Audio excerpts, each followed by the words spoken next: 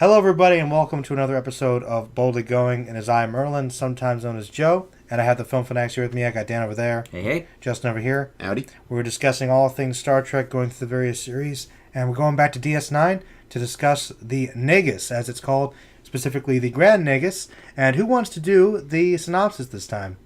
I'll do it. All right. Would you say that this was an inconceivable plot? That's why I want to do it, because Inconceivable. I love him, of course, from Toy Story. Of course. But yes, obviously Princess Bride, Inconceivable, and etc. I'll tell you right now, when I started again in DS9, I didn't know that the leader of the Ferengi, this recurring character, was going to be him. Yeah. So yeah, if you guys liked him, which I'm hoping you did, and I think this would even be before the first Toy Story movie, so audiences probably only would have known him from Princess Bride at that point. And he does find things inconceivable sometimes. Yes, he does. When did DS9 start? 93, right? Correct. Oh, really? Yeah. Okay, fair enough. A couple of years. Well, basically, this one's fairly easy for the synopsis. Quark episode. Yeah, it's a Quark-heavy episode. He becomes the head of the Ferengi Alliance and sort of finds himself entrenched in various battles because Wallace Shawn sort of, what do they call him, the Grand Nagus. The Grand Nagus bestows upon him this honor. And then the B plot is that Brooks is worried about his son who returns. But look, at least it's consistent now. Okay. The son was in the last episode, Jake, and now he's in this one. So there you go. I'm fine with that. If he keeps showing up, basically he's making friends with this other Ferengi named Nog, who we've seen, I think, once before, maybe twice. And he's sort of a known troublemaker. He gets, in trouble with class. So he's forced to leave school by his father because Ferengi don't go to school. They don't learn. And so Brooks is wondering about Jake's dealings with Nog, which turn out to be quite nice, actually. Yeah. So I really like this episode. I think this is one of the best of the DS9s. I think we all love Quark, so it's no surprise that it's a Quark-heavy episode that I'm enjoying.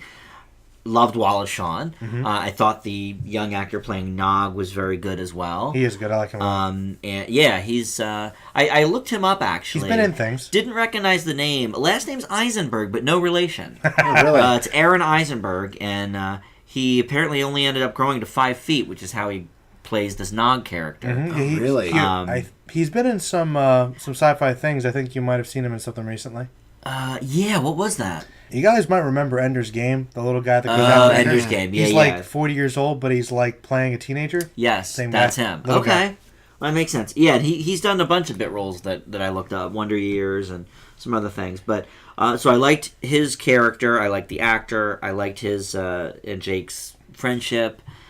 I can appreciate Brooks, how he is handling things. And I really liked the Quark stuff. Cool. I thought that was interesting, how that all sort of worked, the Ferengi Alliance. Rules of acquisition. Yeah, I really liked this episode. Cool. I would give it an A. Awesome. Yeah. Really, an A. All right. I think it might be the first A for any of the series. That Sounds about right. Yeah. Yeah. Well, Justin, I hope you liked it about as much then. Jeez. No, I thought this was a really fun episode. I think the Ferengi are a little one-dimensional, which I think does give it some setbacks. They are very one-dimensional. It's true. But we're still learning about them. We are, to varying degrees. I didn't know they couldn't go to school. Well, you learn more about their society, and they do improve upon that, but one of the things about Star Trek is every race it's gimmick, Yeah. So, there it is. True. But when it's it's starting to descend into very bad because of evil. It's oh, we don't go to school. How dare you not take money from his wallet? You're cleaning the rails. Their society's all about money, man. It's all about Their finances. society is all about money, and that's where I give it a minor justification because they mentioned okay, they're strictly profit centric. Reminded me of sort of the gypsy culture of gypsies don't go to school. The quote unquote classic. Throw your baby to the person so they drop their wallet to catch the baby and then you steal their wallet. That's a possible inspiration. You might remember in Next Generation, they were based on the Yankee traders of the Old West. Oh, okay. Oh, I could see that too. Sure. All about manifest destiny. That's the Ferengi, I never would have thought about it that way, but that's okay. I can see it. I mean, beauty of sci-fi, lots of metaphor. Definitely. But Wallace Shawn was great. It took me a while realize it was actually him. So Oh much my makeup. God! What? How could you, man? That voice is so distinctive. Within a second. Mr. Princess Bride. Come on. Come on. Princess Bride, yes. However, no. Like, I don't think it was until we got past the intro that I was like, oh, that's Wallace Shawn. All Justin, right. the fact that you didn't realize that is inconceivable. I agree. You know? Perhaps. But no, I really liked the Cisco arc. And I'm glad that the school finally got a call back. It'll show up. Nah. Yeah. It's like, okay, where is this going on? Is this our excuse for why Jake hasn't shown up? No, there are kids. They go to Yeah. school. You know, Yeah. there are kids on DS9. The kids We haven't seen them. look, they can't have a. I thought Jake died. They can't have a section. No, you did not. I didn't, but They can't have a section about every episode devoted to the school every yes, they time. can. Saved by the Bell did it. All right. Oh my gosh. That was a right decade for it. So you're right. You got me there, Dan. Totally. Because Saved by the Bell must be the standard. Well, For some people, it Some kind people. of was. Shows that have not held up at all. But Just mostly those intros, man. Those effect. the graphics. Those horrible. All right. Anyway, so bad. continue. But I also feel like it's a little strange to do a Quark-centric episode and not have his arch nemesis Odo in there at all. I He think was in a couple of scenes and they were fighting. you haven't met. You have not met Quark's arch nemesis yet.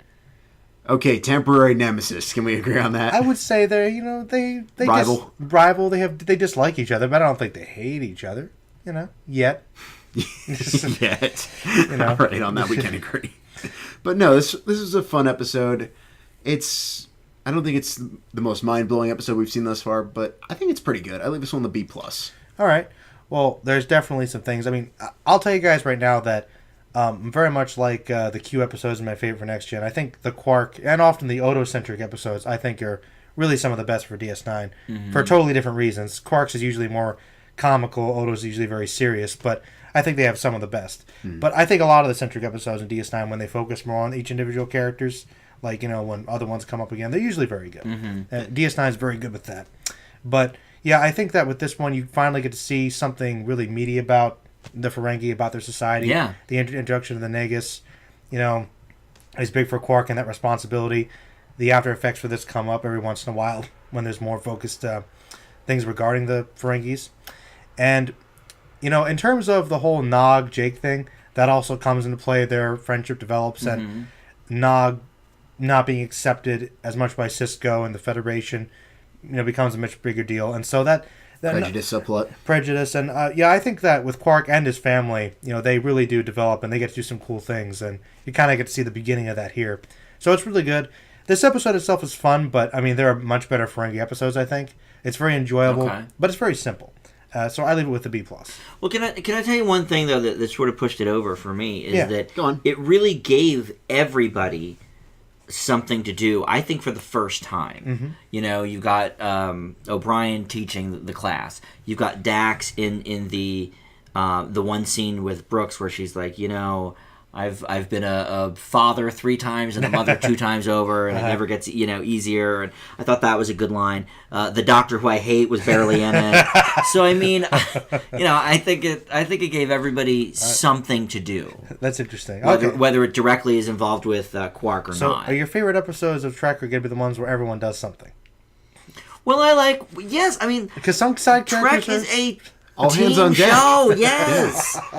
I mean, I don't know. Like if I go to see Okay. Star Trek Beyond, All right. and you know Zoe Saldana's not in it, I'm going to be All like, right. well, wait, Well, let me- you need let me- everybody in it. let me I mean, just she was ask- barely in Into Darkness. So. Let me Yes, just that's ask why you, she was my example. As a for instance, like the Inner Light, like one of the highest rated Next Gen episodes, it won like an Emmy.